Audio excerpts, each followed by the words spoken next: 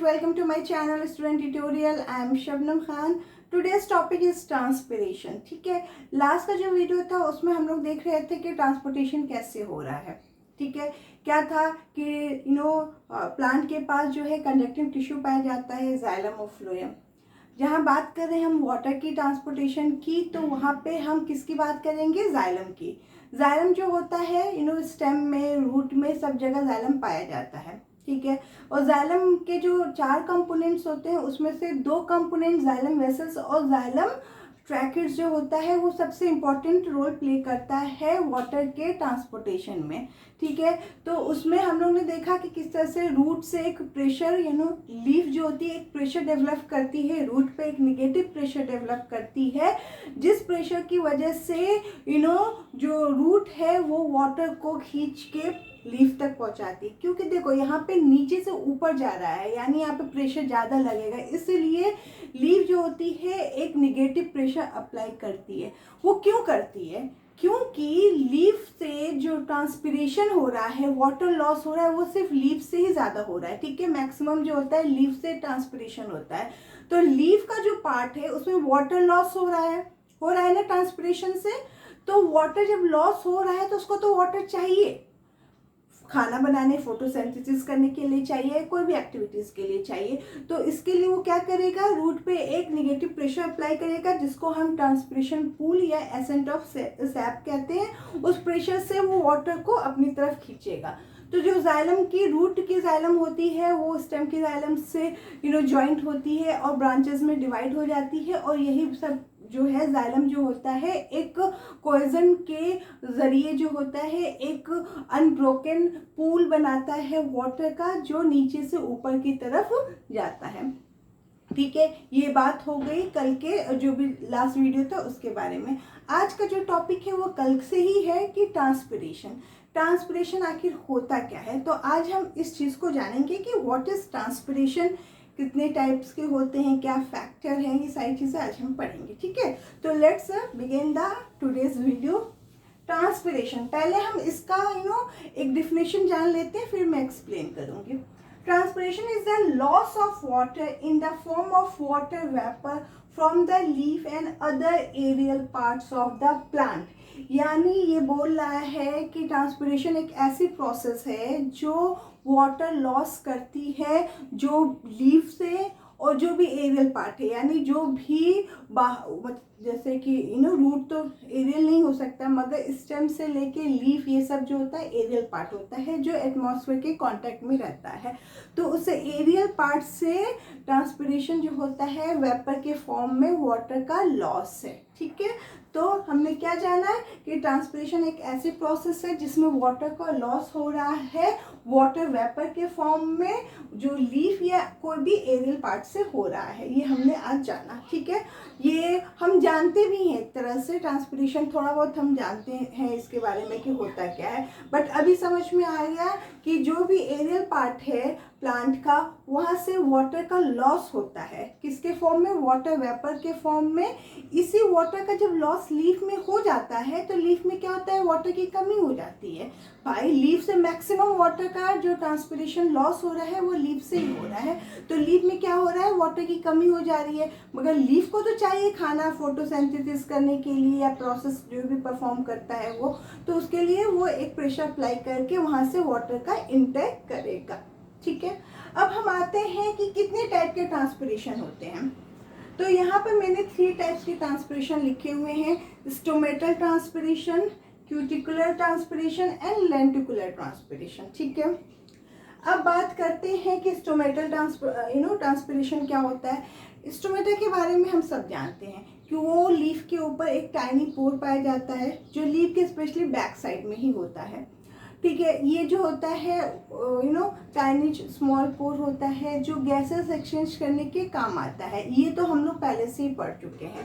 But यहाँ पे एक नया काम आज हम देख रहे हैं कि इसके थ्रू जो होता है ट्रांसपिरेशन भी हो रहा है. ठीक है, तो stomata are minute opening in the epidermal area of leaf.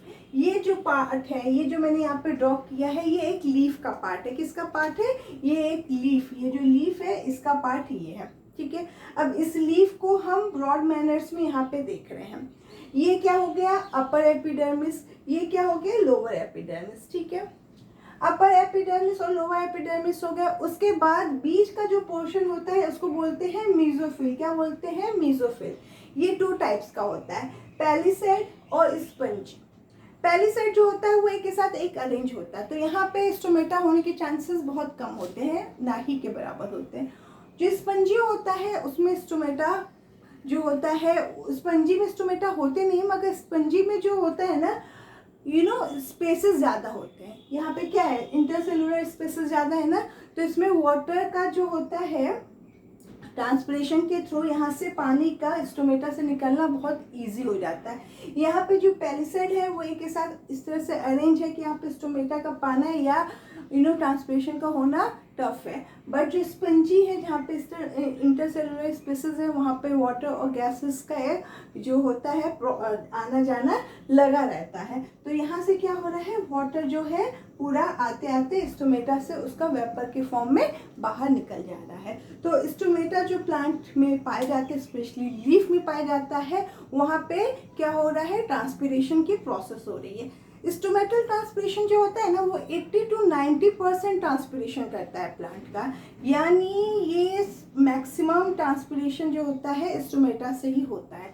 और स्टोमेटा कहाँ पाई जाती है? लीफ में पाई जाती है। यानी लीफ इसीलिए प्रेशर अप्लाई कर रही है, समझ में आ रही है, क्योंकि मैक्सिमम 80 to 90% अगर बात की जाए तो 80 to 90% जो होता है ट्रांसपिरेशन कहाँ से हो रहा है? लीफ से हो रहा है। तो लीफ में वाटर की फिर कमी हो जाएगी, और लीफ में ही खाना भी बनता है, तो खाने के लिए बनाने के उसको वाटर तो चाहिए। और स्टोमेटा लीफ में इसलिए भी प्रेजेंट रहता है क्योंकि यहाँ पे गैसेस एक्सचेंजेस हो रहा है। कार्बन डाइऑक्साइड जो एटमॉस्फेयर से आएगा लीफ में, तभी तो लीफ खाना बनाएगी। हम लोग ने फोटोसिंथेसिस के प्रोसेस में पढ़ा था ना कि लीफ जो होती है कार्बन डाइऑक्साइड एटमॉस्फेयर से लेती है, तो उसके लिए कुछ जगह होना चाहिए ना जिससे वो अंदर की तरफ आए, यानी लीफ में जाए। तो वो जगह कौन स्पेस देता है? स्टोमेटा देता है। वो ओपनिंग जो होता है, वो डोर, एक तरह से कह सकते हैं कि एक डोर जो होता है वो स्टोमेटा देता है कि भाई अंदर आ जाओ, बाहर चले जाओ आराम से। तो यहाँ पे 80 to 90% ट्रांसपिरेशन होता है, गैसेस एक्सचेंजेस होते हैं, क्योंकि लीफ ही है जो फोटोसिंथेसिस कर रहा है। ठीक है, आई होप यहाँ तक क्लियर हो गया हो। नेक्स्ट जो होता है cuticular transpiration. Cuticle is a waxy layer secreted by the epidermis on the two surface of the leaf। यानी जो क्यूटिकल जो होता है सब प्लांट में नहीं होता है, कुछ प्लांट में जो होते हैं उनकी लीफ पे क्यूटिकल की लेयर होती है, यहाँ से बहुत कम ट्रांसपिरेशन होता है। ठीक है, क्योंकि एक वैक्सी लेयर है तो ट्रांसपिरेशन के चांसेस इतने ज़्यादा तो नहीं है, 80 to 90% नहीं है। ठीक है, बट है, होते हैं। ठीक है, कोई कोई लीफ में आप देखे होंगे कि लीफ का जो लेयर होता है बहुत सिल्की सा, मतलब लगेगा ना, बहुत वैक्सी सा दिखेगा, तो वो क्यूटिकल होते हैं उनके ऊपर। उसके बाद आते हैं लेंटिकुलर ट्रांसपिरेशन। लेंटिकुलर ट्रांसपिरेशन भी बहुत कम ही यहाँ से ट्रांसपिरेशन होता है। लेंटिकल क्या होता है? जो ओल्ड प्लांट हो जाते हैं उनके स्टेम में स्मॉल स्मॉल पोर्स पाए जाते हैं जो वुडी स्टेम होते हैं। ठीक है, तो वो लेंटिकल होते हैं, तो वो स्टेम में स्पेशली पाए जाते हैं, और वहाँ से कुछ ही % वाटर का वेपर फॉर्म में निकलना पॉसिबल हो पाता है। ठीक है, उसके बाद हम आते हैं कि फैक्टर, कौन कौन से फैक्टर हैं जो ट्रांसपिरेशन को इफेक्ट कर रहे हैं, या तो बढ़ा रहे हैं या तो घटा रहे हैं, मगर इफेक्ट उसके ऊपर कर रहे हैं। फर्स्ट है intensity of sunlight. Intensity of sunlight होगा, क्या है? Intensity of sunlight. तो इंटेंसिटी ऑफ सनलाइट का क्या मतलब है कि जो सनलाइट यानी जो सूरज की रोशनी है उसकी जो इंटेंसिटी है उसकी वजह से ट्रांसपिरेशन का क्या इफेक्ट पड़ेगा, ट्रांसपिरेशन पे क्या इफेक्ट पड़ेगा। तो क्या होता है कि वाटर लॉस हो रहा है, तो जब हीट पड़ेगा सनलाइट का, जब उसके ऊपर हीट पड़ेगा लीफ पे, तो वहाँ पे ट्रांसपिरेशन रेट इंक्रीज होगा। ठीक है, जब हीट पड़ेगा तो वहाँ से वाटर जो है वो वेपर के फॉर्म में ज़्यादा निकलेगा। ठीक है, तो यहाँ पे क्या हो रहा है, इंटेंसिटी ऑफ सनलाइट में जो ट्रांसपिरेशन की रेट हाई हो रही है। ठीक है, उसके बाद टेम्परेचर, यानी जैसे जैसे टेम्परेचर इंक्रीज होगा, और इंटेंसिटी ऑफ सनलाइट यानी हम बात कर रहे हैं दिन में, डे टाइम में ही सन निकलता है, तो डे टाइम में जब सन निकलता है उसकी हीट से ट्रांसपिरेशन की रेट हाई होगी, और जैसे शाम या रात होगी सन जो नहीं रहेगा, उस समय ट्रांसपिरेशन की रेट लो हो जाएगी या रिड्यूस हो जाएगी। टेम्परेचर की बात करते हैं, सेकेंड फैक्टर टेम्परेचर, यानी टेम्परेचर जब इंक्रीज हो रहा है एटमॉस्फेयर का तो उसमें भी वाटर लॉस होता है, ट्रांसपिरेशन की रेट हाई होती है। ठीक है, तो जैसे जैसे टेम्परेचर दिन में बढ़ता है वैसे वैसे ट्रांसपिरेशन जो होता है लीफ से ज़्यादा होता है, इसीलिए लीफ जो होता है ज़्यादा से ज़्यादा वाटर रूट से लेता है। ह्यूमिडिटी जो होता है, अगर ह्यूमिड टाइप का वेदर है तो उसमें ट्रांसपिरेशन की रेट जो होती है वो लो होती है, क्योंकि ह्यूमिड है, सन दिख नहीं रहा है। हमने क्या बताया कि सन जब आएगा उससे रोशनी है ना, उनकी इंटेंसिटी ज़्यादा होगी, टेम्परेचर इंक्रीज होगा तो ट्रांसपिरेशन इंक्रीज होगा। जहाँ सन जो होता है वो नहीं आया है, नहीं दिख रहा है, क्लाउडी वेदर है, ह्यूमिडिटी है, तो वहाँ पे ट्रांसपिरेशन की रेट क्या होगी, लो होगी। उसके बाद आते हैं हम एटमॉस्फेरिक प्रेशर। यहाँ पे भी अगर हम बात करें तो यहाँ पे भी ट्रांसपिरेशन की रेट जो होती है वो लो होती है। ठीक है, तो अभी तक हम लोग ने क्या पढ़ा है, ट्रांसपिरेशन की डिफिनेशन देख ली, उसको मैंने एक्सप्लेन भी कर दिया क्या होता है। उसके बाद कितने टाइप के ट्रांसपिरेशन पाए जाते हैं, इंस्ट्रूमेंटल ट्रांसपिरेशन। यहाँ पे लीफ का एक डायग्राम भी मैंने बता दिया कि ये पेलिसेड मेसोफिल है, ये स्पंजी मेसोफिल है, यहाँ पे स्टोमेटा है, एपिडर्मिस लोअर एंड अपर है। ठीक है, उसके बाद क्यूटिकुलर ट्रांसपिरेशन में बताया कि कुछ लीव्स में जो होता है क्यूटिकल्स की लेयर होती है, बट वहाँ पे ट्रांसपिरेशन रेट ज़्यादा नहीं होती है। उसके बाद लेंटिकुलर ट्रांसपिरेशन बता दिया। फैक्टर के बारे में भी बता दिया कौन कौन से फैक्टर ट्रांसपिरेशन को इफेक्ट कर सकते हैं। कुछ ये सब तो एक्सटर्नल फैक्टर हो गया। ठीक है, कुछ इंटरनल फैक्टर हो गया, जैसे कि लीफ में कुछ फैक्टर हो गया, जैसे कि थिन मतलब पतली लीफ हो गई।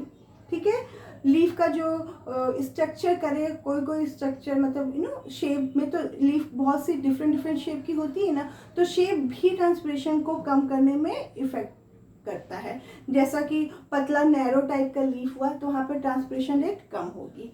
जैसे कि सनकन स्टोमेटा हुआ, यानी हेयर्स स्टोमेटा, कुछ लीफ में देखो कि हेयर्स पाए जाते हैं ना, हेयरी टाइप की लीफ होती है, तो वो सनकन स्टोमेटा उसमें पाए जाते हैं, तो वो भी ट्रांसपिरेशन की रेट को क्या करते हैं, कम करते हैं। उसके बाद जैसे क्यूटिकल वैक्सी लेयर पाया जाता है लीफ में, वहाँ पर भी ट्रांसपिरेशन की रेट जो होती है वो कम होती है। तो हमने क्या देखा, ये हो गया एक्सटर्नल फैक्टर, और मैंने अभी जो एक्सप्लेन किया वो हो गया इंटरनल फैक्टर। इंटरनल में क्या हुआ कि क्यूटिकुलर या वैक्सी लीफ और नैरो लीफ उसका शेप के ऊपर डिपेंड करता है। उसके बाद क्या हो गया, सनकन स्टोमेटा पाया गया, यानी स्टोमेटा के चारों तरफ हेयरी टाइप के कुछ स्ट्रक्चर पाए गए, जिससे स्टोमेटा से ट्रांसपिरेशन की रेट उतनी नहीं हो पाती है।